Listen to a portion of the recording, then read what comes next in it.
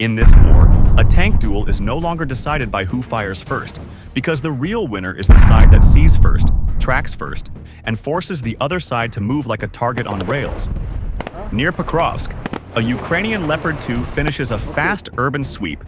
Then a warning hits the radio, because a Russian armor element is pushing in to reinforce and take back the rhythm of the fight. This is the kind of moment that can flip a whole sector, since the Leopard 2 is rare, and one wrong exposure can erase the strongest card Ukraine has in that area. So the story is not about a lone hero tank. It is about a system closing in, with drones watching, artillery shaping the road, mines turning exits into traps, and a kill position waiting for the exact second the enemy cannot turn away.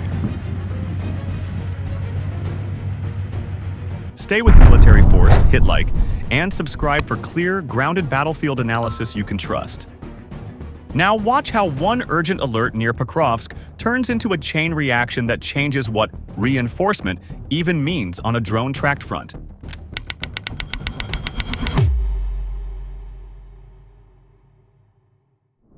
A Ukrainian Leopard 2 finishes a fast urban sweep, and the mood should be simple, because the job is done and the safest move is to pull back before the enemy can react. Inside a city, a tank is loud and easy to track, so every extra minute on those streets raises the chance of drones, artillery, or ambush teams finding the same route. The crew is not thinking about glory in that moment, because the real goal is to leave the area with the tank still intact and the mission still clean. But near Pokrovsk, the battlefield rarely allows a clean ending, and the warning comes almost as soon as the gun goes quiet. A Ukrainian observation net, backed by UAV feeds, spots Russian armor moving toward the same sector, and it does not look like a random patrol. It looks like reinforcement, meaning vehicles are pushing in to restore control, stabilize the line, and punish whoever just hit them in town. That single change flips the situation from close street work to a tank versus tank threat, and the risk jumps in a way that infantry raids usually do not. A tank can survive mistakes that would kill a truck, but it cannot survive being fixed in place under constant watch, and that is exactly what drones try to create. The Leopard 2 is built to fight at range with strong optics and fast, accurate fire, yet cities steal that advantage because corners and short sightlines compress time. Now the crew has to think in two clocks at once because one clock is the urban exit route, and the other clock is the speed of the Russian column closing the gap. If the Leopard stays too long, it becomes a known point on the map, and known points attract artillery like metal attracts lightning. If it leaves too early and chooses the wrong road, it can run into the very force it is trying to avoid, which turns withdrawal into a direct duel on open ground. That is the trap of modern movement, because leaving cover is not only about distance, it is about what the sky can see while the vehicle is moving. UAV teams do not need to destroy the tank right away, because they can mark it, track it, and pass its location to guns or other hunters. So the first fight is not the exchange of shells. It is the fight to stay unconfirmed, since a tank that is not pinned down can still choose where the real fight happens. This is why the focus becomes timing and exposure, because the most dangerous moment is often the transition, when a tank shifts from buildings to roads.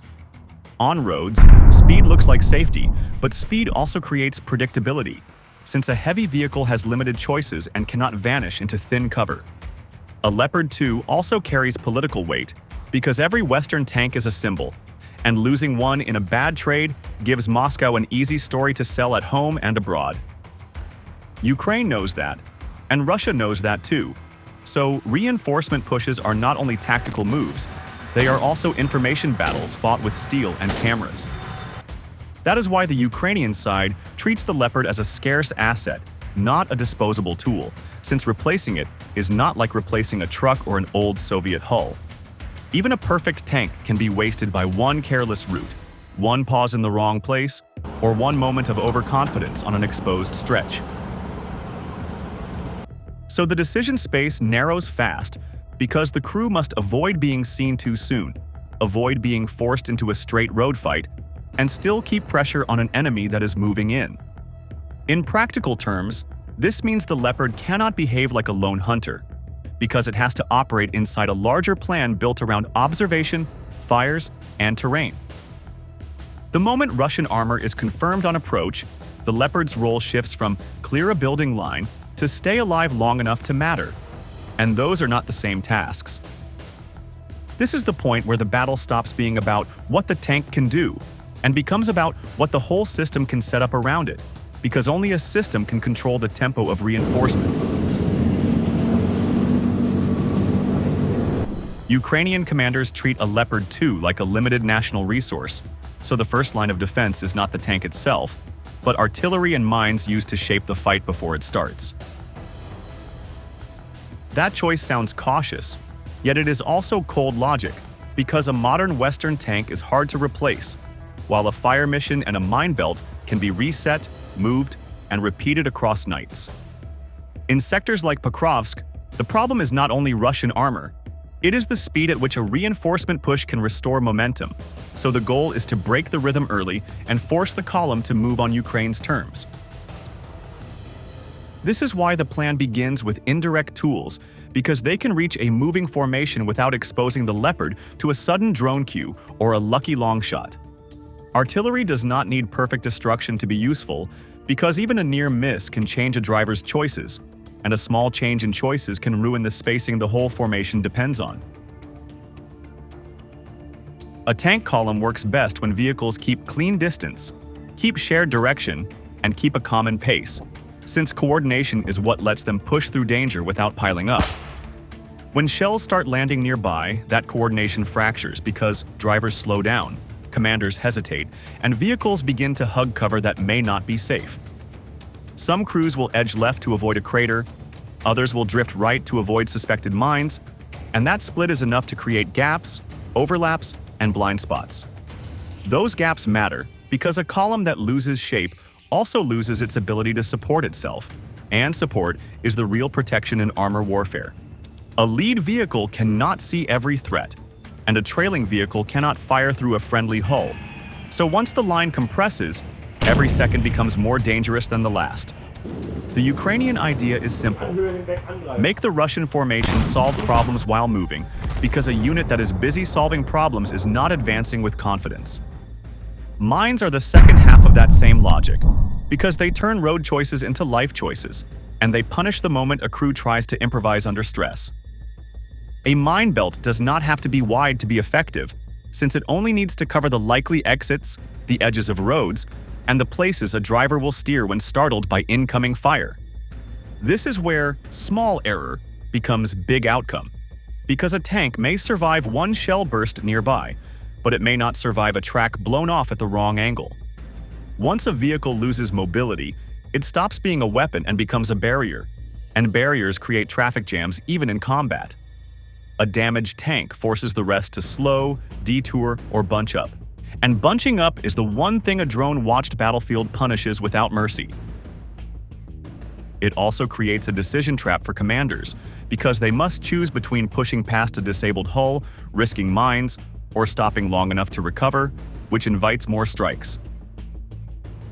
So, artillery and mines work together like hands on a steering wheel, because one hand pushes the column away from its clean route, and the other hand blocks the safest escape lanes. That is why the Leopard 2 is held back, because the tank is not meant to start the battle. It is meant to finish it when the enemy is already slowed and squeezed. In plain terms, the Leopard becomes a closing tool, not an opening move, and that keeps risk low while keeping lethality high. It is also a political choice because losing a rare Western tank does not only hurt a local sector, it feeds a global propaganda cycle, and that cycle can shape aid debates far from the front. Ukraine's command understands that every wreck can become a headline, so they try to make any Leopard engagement look like a planned strike, not a desperate gamble. That approach is more common now across many fronts because drones have made hero runs expensive, while system play has become the safer path to real results. And once the rhythm is broken by shells and mines, the remaining question is whether the Russian column can still push through the choke points, or whether it has been set up for a far more precise kind of punishment. Artillery and mines can bend a tank column out of shape, But they do not always stop it, and that is the hard truth Ukraine has to plan around near Pokrovsk. When the first shells land close, at least one Russian vehicle takes damage or loses mobility, and that single failure changes the whole road picture in seconds. A stopped tank is not just a wounded asset, because it becomes a living obstacle that blocks sightlines, blocks movement, and forces every vehicle behind it to make a choice under pressure. Those choices are never clean, since a narrow approach route has limited space, and a heavy machine cannot simply hop a ditch like a light truck. So the formation begins to compress, and the column loses the clean spacing that protects it from chain reactions. This is where mines do their quiet work, because the moment a crew tries to slide off the road to bypass wreckage or avoid incoming fire, the ground itself can punish that decision. One Russian tank hits a mine while attempting to escape the lane or dodge the danger zone, and now Ukraine has achieved something more valuable than a single kill. It has forced the enemy into a worse set of options, because detours close, speed drops, and every meter forward becomes a test of nerves and luck. In practical terms, the lead elements are now dragging the rest into a traffic problem, and traffic problems in war are easy to see from above. A drone does not need to guess where a tank will go when it is trapped behind a disabled hull, because the road and terrain already limit the answer. Still, even under that stress, not every Russian vehicle is stopped, and some of the column keeps moving through the gaps that remain. This is the moment many viewers misunderstand, because slowing an armored push is not the same as ending it, especially when several vehicles are still intact and still pushing forward. Indirect fire can disrupt pace, but it rarely guarantees a full shutdown, since moving targets, weather, and short reaction time all work against perfect results. A mine belt can cripple one vehicle, yet the belt cannot cover every square meter, and armored crews learn to probe, follow tracks, and take calculated risks. So some Russian tanks still reach the edge of the urban area, and that matters, because cities can hide armor, shorten lines of sight, and reduce the range advantage of a defender. Once armor touches the urban fringe, it can threaten junctions, threaten supply routes, and force Ukrainian units to fight with less room to maneuver. This is why the scene becomes a breakpoint in the battle story, because Ukraine's first layer did what it was designed to do, but it did not deliver a final outcome by itself. The artillery and mines created friction, damage, and confusion, yet the surviving vehicles proved that a reinforcement push can absorb pain and still arrive in some form. That reality shapes command decisions, because it tells Ukraine one thing clearly: disruption is only step one, and the finish has to come from something that can strike fast when the enemy is stuck. In many modern engagements, that something is not more shells, because time and ammo are limited, and guns cannot always follow a moving target into tight spaces. Instead, the decisive tool is the weapon that was held back for this exact moment, when roads are blocked, exits are dangerous, and the enemy's choices are narrowed to a few bad lanes. And when a column reaches the city edge in that state, the fight is no longer about slowing it down, because it becomes about turning those forced lanes into a shooting gallery. The Leopard 2 becomes deadly when it is used like a trapdoor, because it is placed in advance where it can see far, stay partly hidden, and leave fast before the sky can answer back. That is the key idea behind shoot and move, since survival is not only about armor, it is about not being fixed in one spot after firing. Near Pokrovsk, the tank is not sent forward to chase targets through open lanes, because chasing is how a rare asset gets pulled into someone else's plan. Instead, it is held on a strong position with long sightlines, natural cover like tree lines or terrain folds, and a clear retreat route that does not force a slow turn in the open. This setup matters more than people think, because a modern battlefield punishes the second shot almost as much as the first, and drones can turn a firing point into a coordinate in minutes. So the Leopard waits, and it waits for a very specific condition. Russian armor is slowed, squeezed, and funneled by damage, obstacles, and wrecks on the approach. When that condition appears, the road itself becomes a weapon, because tanks cannot phase through blocked lanes, and heavy vehicles cannot freestyle across unknown ground without risking mines. That is why blocked streets and burned-out hulls are not just messy scenery. They are physical rules that force steel to queue like cars in traffic. In that queue, a tank that must stop or creep forward is a far easier target, and it also loses the one defense armor loves most, which is speed plus spacing. The Leopard's first shots are described as precise, yet precision here is not magic.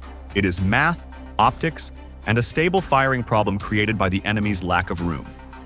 The priority order is simple and brutal. Hit the lead vehicle to hard stop the line, hit the trapped vehicle that cannot maneuver, then punish the one trying to reverse out under stress.